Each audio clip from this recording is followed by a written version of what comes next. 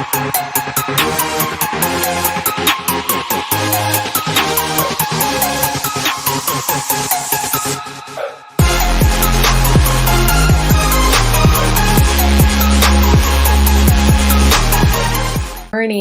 PT on Ice Daily Show.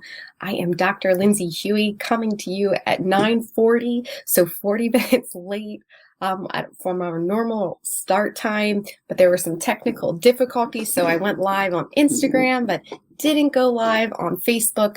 So here I am again. For the sake of time and in getting right to what it means to be a fitness change agent on this Clinical Tuesday, I want to refer you to PT on Ice to check out our course listings. We have a lot of online courses coming up and then in-person courses. In particular, I am jazzed about our next extremity management course, which is next weekend in Lake Mary, Florida, which means we are close to Harry Potter World, which means I will be hitting that up all day Monday. And so if you are thinking about taking an extremity management course and you don't want to wait till August to our next course offering, jump right in to next weekend's course and also get some sunshine. So what does it mean to be a fitness change agent? So I was inspired by a recent article that I was reading by CJ Barton and colleagues, mainly from Australia, a couple from Denmark, and one from Singapore. But it came out in February of this year in the Physical Therapy and Sports Journal.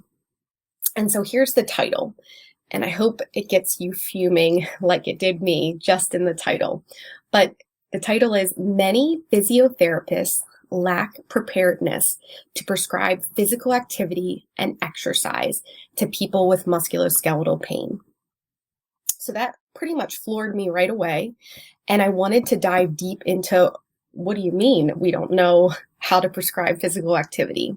So this was a multinational cross-sectional survey where we were asking a series of questions. It was about a 25-minute online survey regarding WHO guidelines, so World Health Organization guidelines, regarding ACSM, strength and conditioning principles, and NCSA.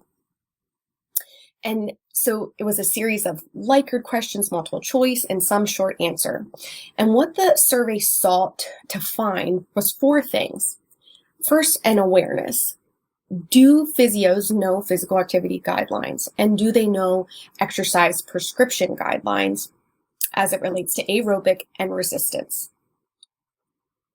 Also, an assessment of what is the perceived role of the physical therapist and what is the knowledge and confidence in the knowledge to prescribe aerobic exercise and resistance exercise in people with musculoskeletal pain. Thirdly, they wanted to look at, well, what are preferences of physios when it comes to professional development activities to learn about exercise, prescription, and progression. And then just overall perception of the physio regarding external factors related to exercise prescription for people with MSK pain and any perceived barriers to this knowledge. Before I dive into the results, let's establish clearly that there are copious amounts of evidence for physical activity being beneficial for those with musculoskeletal pain.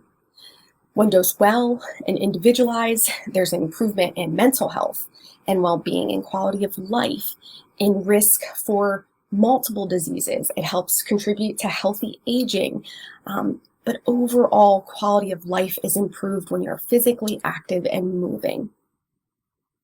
So the results of the study: of a big number of physios, so 1,352 physios were recruited for this sample across 56 countries. That's a lot, right? So a pretty big sample size that spans nationally. And they found that only 60% knew the adult physical activity guidelines for aerobic exercise, and only 53% knew children guidelines. 37%, so an even more startling percentage, knew how to report activity guidelines for older adult. 38 to 59% of that 1,300 reported confidence in their ability to prescribe aerobic exercise and progression of aerobic activity. Resistance exercise prescription activity was slightly higher in percentage, ranging from 49 to 70% in confidence and ability to prescribe and progress. When looking at that fourth block of perception of external factors related to exercise prescription for those with MSK pain, 62 to 79% of these physios had a lot of excuses. And that's my summary for they either believed that appointment scheduling was a barrier for being able to prescribe proper aerobic and resistance exercise, or they thought access to equipment or just their own professional development, their access and the funding for it. And so to me, that's a lot of excuses, right? There's ways around all of that when we're trying to promote health and wellness in our society. Besides those four main aims of this survey, they also looked and analyzed, does practice and the amount of time being out of practice affect overall knowledge of exercise prescription variables of aerobic and resistance training? And they looked at less than 5 years, 5 to 10 years, 10 to 15, and then greater than 10 to 15 years, and then those 15 years and beyond. And what was kind of startling is that those practicing between 5 and 10 years out of school actually had greater knowledge compared to those who had been out greater than 10 to 15 years. You would think, right, knowledge acquisition and skill and understanding would improve with time, but we actually see it going down in this survey. And in particular, the people in this, in the physios in this study, 33% of the participants actually had postgraduate training. So they had taken time to further their knowledge. But what they found was of that 33%, the ones that had completed postgraduate training, there was negative correlation to knowing the WHO physical activity guidelines. I could not believe that fact.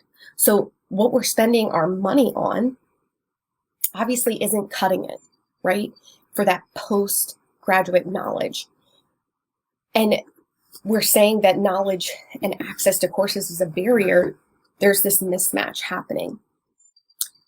All of this kind of got me charged up in thinking about, how can we be a change agent for movement and wellness?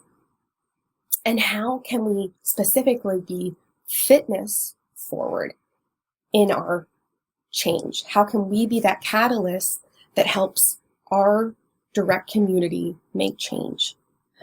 Well, first, before we talk about a little bit about strategy for that, what are the guidelines? There's this breakdown in knowing them. So for physical activity, aerobic activity, it's 150 to 300 minutes of moderate activity per week, or 75 to 150 minutes of vigorous activity, or a combination of those. And that is for the adult and the older adult. We need to stop underdosing and thinking our older adults are frail. They fall in this bucket too. And it also includes 2 days a week of strengthening at a minimum. 3 or more would be ideal. And then for children, it's 60 minutes every day of the week of moderate to vigorous physical activity. Parents, if you're a parent like me, I'm a parent of 3, it made me think, as my own child, who's half the week in Zoom school, half the week in-person school now, getting that amount of activity. And I have to say, probably not every single day. And that's hard to reflect on. So we have to know these guidelines. But what's important to note is when you go to the CDC and they talk about these activity levels, it literally says in big letters, for even greater health benefits, doing more than this amount of activity is beneficial. So we have 2 problems here. It's a little bit of knowledge, right? Knowing what the minimum is and realizing that minimum equates to wellness. But if we want to push past that wellness piece and encourage resilience and build up reserve for our patients and the humans in our community, we have to push past those physical activity guidelines. We have to do better, and we have to stop underdosing our humans. And we have to embody this knowledge ourselves as healthcare practitioners, as physical therapists. How do we layer in that fitness piece? How do we be a catalyst for fitness? So not only do we need to advocate this minimum dose, but we need to advocate for that high intensity piece, that high intensity interval piece, and be willing and confident in our ability to prescribe it, no matter access to equipment, no matter what our patient's setup is like and barriers they might have. Being able to prescribe that within their home or outside in their yard, we are well equipped to do that. And we have to stop using excuses to stop that creative prescription.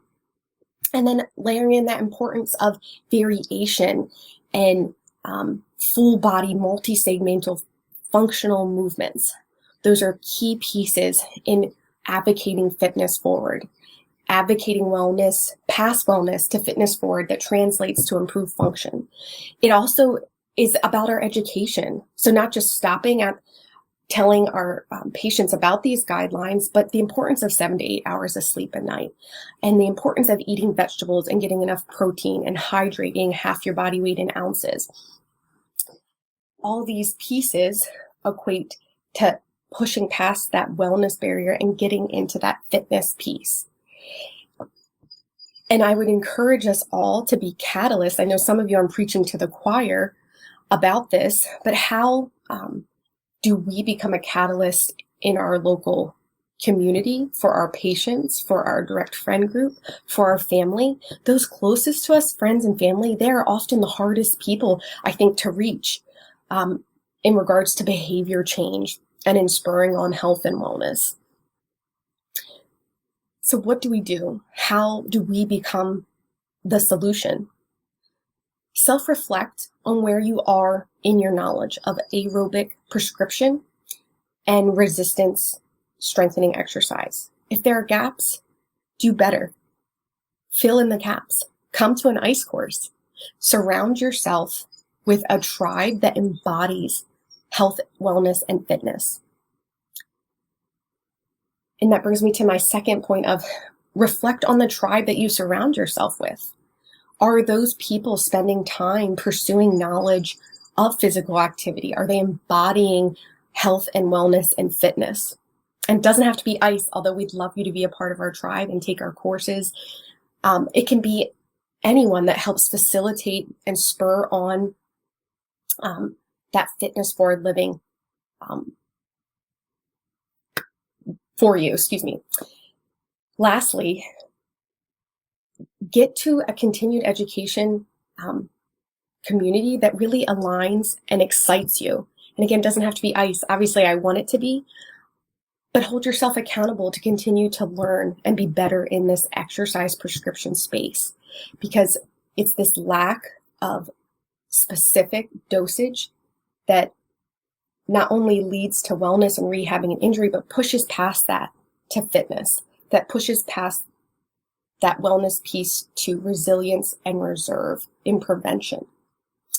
So in summary, know the guidelines, preach the guidelines, do the guidelines at a minimum, be about it.